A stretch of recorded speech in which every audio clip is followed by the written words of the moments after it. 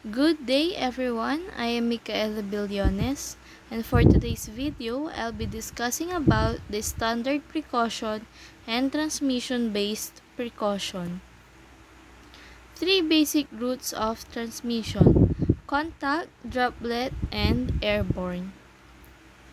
Hand hygiene has been cited frequently as the single most important practice to reduce the transmission of infectious agents in healthcare settings and is an essential element of standard precautions.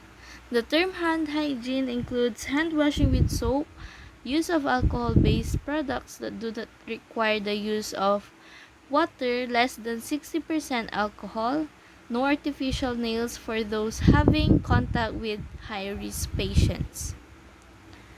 Transmission-based precautions are designed to supplement standard precaution in patients or residents with documented or suspected infection or colonization of highly transmissible or epidemiologically important pathogens.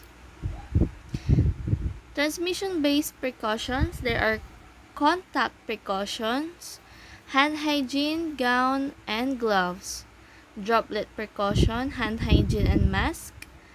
Airborne precaution, including hand hygiene, negative pressure room, and K95 respirator mask. Transmission of infectious agents within a healthcare setting requires the three elements. First one is a source or reservoir of infectious agents. A susceptible host with a portal of entry receptive to the agent and a mode of transmission for the agent. Breaking the chain of infection transmission. It should be equipment cleaning, hand hygiene, and compliance with precautions. Contact precautions are intended to prevent transmission of infectious agents, including epidemiologically important microorganisms, which are spread by direct or indirect contact with the patient or the patient's environment.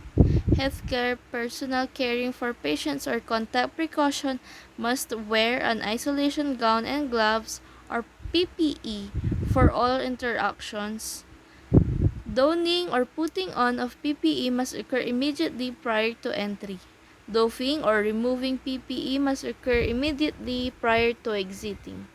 Anyone entering the patient room must comply with transmission-based precautions. So what's wrong with this picture? Are they wearing correct PPE?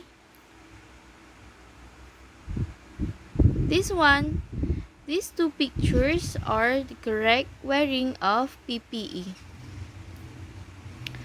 High-end level of precaution. Droplet precautions are intended to prevent transmission of pathogens spread through close respiratory or mucous membrane contact with respiratory secretions. Pathogens requiring droplet precaution do not remain infectious over long distances in healthcare facility and so do not require special air handling and ventilation to prevent droplet transmission. Airborne precautions are prevent transmission of infectious agents that remain infectious over long distances when suspended in the air. Measles, chickenpox, or TB. Patient must be placed in airborne isolation infection room. This is a single patient room equipped with special air handling and ventilation capacity that complies with specific regulatory guidelines. Monitored negative pressure relative to the surrounding area, 6 or 12 air exchanges hour, air exhausted directly to the outside or recirculated through a HEPA filtration system before return. Door must remain closed. Staff must wear N95 respirator mask or PAPR. Visitor entering must wear surgical mask. But what's missing in the discussion? It is the standard precautions. Apply to all patients receiving care in hospitals regardless of their diagnosis or presumed infection status. designed to reduce the risk of transmission of microorganisms from both recognized and unrecognized sources of infections.